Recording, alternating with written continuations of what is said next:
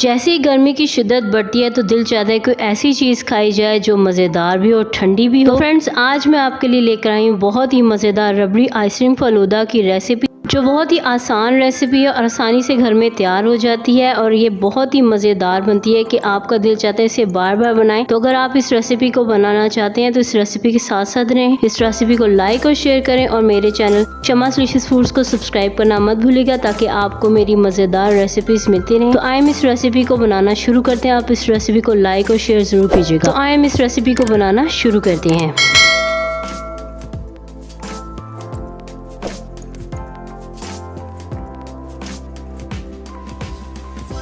तो फ्रेंड्स, आइए हम इस रेसिपी को शुरू करते हैं। सबसे पहले आपने हाफ कप पानी लेना है और इसके अंदर 2 टेबलस्पून तुखमलंगा ऐड करना है और इसको 10 मिनट के लिए आपने भिगो देना है ताकि अच्छी तरह से फूल जाए। अब एक बड़ी कढ़ाई लें और इसके अंदर हाफ कप चीनी ऐड करें और इसको आपने मेल्ट होने तक पकाना है। आपने इसको मीडियम आंच पर करना है। तो जब ये मेल्ट होना शुरू हो जाए तो आप इसके आंच को स्लो कर दें और जब ये अच्छी तरह से मेल्ट हो जाए तो आपने इसके अंदर ऐड करें 2.5 कप फ्रेश मिल्क। अगर आपके पास दूसरा फ्रेश मिल्क है वो ऐड करें या टेट्रा पैक का भी आप यूज़ कर सकते हैं।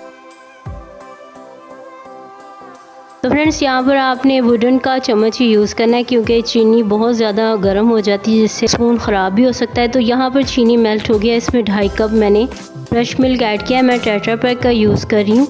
तो यहाँ पर इसके आपने उस वक्त तक पकाना है जब तक कि ये रिड्यूस नहीं हो जाता, लेकिन उससे पहले आपने क्या करना है, इसको अच्छी तरह से डिज़ोल्व होने देना है। चीनी नीचे चिपक जाती है तो उसको डिज़ोल्व कर लें। जब ये डिज़ोल्व हो जाए तो इसमें आप 5 से 6 इलायची डाल दें, इससे बहुत ज़बरदस्त इसमें टेस्ट आता है। तो अब हम क्या करेंगे, जब ये डिज़ोल्व हो जाए तो आपने हाफ कप मिल्क ले लेना है और इसके अंदर आपने 1.5 चम्मच कस्टर्ड का ऐड करना है। अगर आपके पास वनीला कस्टर्ड है वो ऐड करें या कोई भी कस्टर्ड है। तो यहाँ पर मैं मैंगो कस्टर्ड ऐड कर रही हूँ। इसको अच्छी तरह से आप मिक्स करें ताकि इसमें कोई लम्स वगैरह ना हो। अब इसको आप आहिस्ता आहिस्ता चम्मच हिलाते हुए इस दूध में ऐड कर दें और फ्रेंड्स, आपने इसको इतना ज़्यादा पकाना है कि इसकी जो क्वांटिटी है वो हाफ़ हो जाए और ये गाढ़ा दूध हो जाए। इस तरह से ये बहुत मज़े का बनता है। यहाँ पर जो है ये मैंने आंच जो है उसको मैंने मीडियम लो पर कर दिया है ताकि अच्छी तरह से इसकी क्वांटिटी भी ठीक रहे और ये गाढ़ा भी होता जाए। तो आपने इसको बार बार स्टर करना है ताकि दूध नीचे ना लगे। यहाँ चीनी भी डिज़ोल्व हो चुकी है। तो अब आप देख सकते हैं कि गाढ़ा हो गया। इसको आप देखें, इसके ड्रॉप्स आप देख सकते हैं गाढ़े हो गए। तब हम चूल्हे को बंद कर देंगे। जब ये ठंडा होगा तो और गाढ़ा हो जाएगा। यहाँ पर मैंने क्या किया है, इसको ठंडा होने के लिए रख दिया है नॉर्मल टेम्परेचर पर। और यहाँ पर मैंने एक बाउल के अंदर से ट्रांसफ़र कर दिया था ताकि फ्रिज में आसानी से रखा जा सके। अब इसके अंदर हमने आइस क्यूब्स ऐड करने हैं, जितने भी आपको पसंद है आप ऐड करें। इसे अच्छी तरह मिक्स करें और अब इसमें तुखमलंगा ऐड करेंगे। थोड़ा सा बचा लेंगे, वो हम असेंबलिंग के लिए रखेंगे। तो इसको भी ऐड कर दें। इसमें अच्छी तरह से तुखमलंगे को भी इसमें ऐड करके मिक्स कर दें ताकि ये सारी चीज़ें वेल कंबाइंड हो जाए। और अब हम इसे फ्रिज में रख देंगे जब तक कि हम इसकी बाकी चीज़ें तैयार नहीं करते। तो इसको फ्रिज में रख दें ताकि ये ठंडा ही रहे।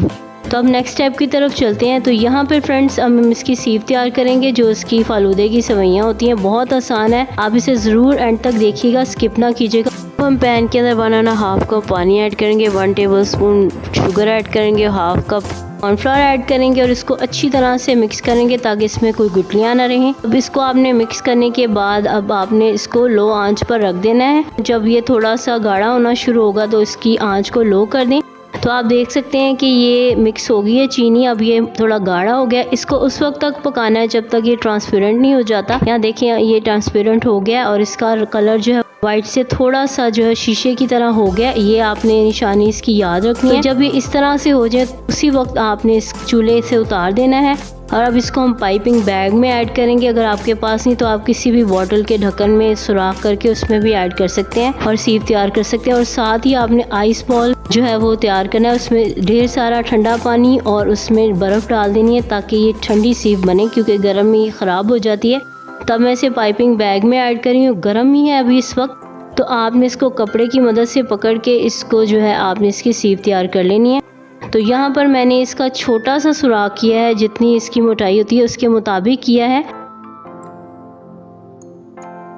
अब यहाँ पर मेरे पास एक बाउल के अंदर बर्फ़ है और ठंडा पानी है, बिल्कुल चिल्ड है। इसके अंदर इसको हम बना लेंगे। कपड़े की मदद से मैंने आइसिंग बैग को पकड़ा है ताकि आसानी से मैं इसको बना सकूं। फ्रेंड्स ये आपने फ़ौरन तेज़ी से काम करना है। इस तरह से हमारी सीफ बहुत ही ज़बरदस्त और मज़ेदार बनती हैं। यहाँ पर मैंने इनको बना लिया। अब इसको बनाने के बाद भी आपने इसको भी फ्रिज में रख देना है। ये देखें कितनी ज़बरदस्त बनी है, मैं आपको दिखाती हूँ। बिल्कुल बाजार जैसी बनी है कि घर की चीज़ तो और अच्छी होती है, आप तो जानते हैं होममेड इज़ द बेस्ट।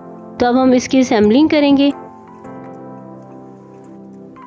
यहाँ पर अब मैंने जो है सबसे पहले ग्लास के अंदर रूह अफ़ज़ा डाला है या रोज़ वाटर, जो भी आपको पसंद हो आप ऐड करें। इसमें अब हम तुखमलंगा ऐड करेंगे और सीव ऐड करेंगे और साथ ही इसके अंदर जो हमने रबड़ी दूध बनाया था बिल्कुल चिल्ड, वो भी इसमें ऐड करेंगे और उतना ऐड करेंगे जितना कि ये ऊपर तक भर जाए। अभी थोड़ा सा इसमें आपने रहने देना। एक और मज़ेदार चीज़ इसमें ऐड करनी है, वो है जी जेली। और साथ ही इसमें यहाँ पर मैंने वनीला आइसक्रीम बनाई थी, वो भी इसमें ऐड करेंगे। उससे बहुत ज़बरदस्त टेस्ट आता है। शरबत भी और ऐड करने और इसके ऊपर आपने गार्निश के लिए बादाम या पिस्ता, जो आपके पास नट्स हैं, वो ऐड करें तो हमारा मज़ेदार आइसक्रीम फालूदा तैयार हो जाएगा। ये देखिए कितना ज़बरदस्त बना है और ये इतना मज़े का है, दिल चाहता है इसे बार बार बनाएं और इसे पिएं। इतना मज़ेदार बनता है और ये आपके मैदे को फ्रीजर जैसा बना देगा। जी हाँ फ्रेंड, ये इतना मज़े का बनता है कि आपको ठंडक का एहसास होता है और आपके मैदे की सारी गर्मी को ये दूर करता है और आपको गर्मी भी ज़्यादा फील नहीं होती। तो ये मैं तीसरा ग्लास बना रही हूँ कि इतनी जल्दी झटपट ये ख़त्म हो गया। तो अगर आपको ये रेसिपी अच्छी लगी इसे लाइक और शेयर करें और इस रेसिपी के नीचे कमेंट बॉक्स में ज़रूर बताएं कि आपको ये रेसिपी कैसी लगी और आपने अगर इस रेसिपी को स्टेप बाय स्टेप फॉलो किया है तो आपकी रेसिपी कैसी बनी। फ्रेंड्स ये बाज़ार से भी अच्छा फालूदा है। बाज़ार के अक्सर फालूदे जो है उससे बच्चे बीमार हो जाते हैं, लेकिन ये तो आप जानते हैं घर का बना हुआ फालूदा है तो ये बहुत मज़े का बनता है और बहुत ज़्यादा न्यूट्रिशन से भरा हुआ सेहतमंद है। तो आप इस रेसिपी को ज़रूर बनाइएगा और मेरे चैनल शमास डिशेस फूड्स को सब्सक्राइब ज़रूर कीजिएगा, उसे लाइक और शेयर कीजिएगा। Thank you for watching, bye bye.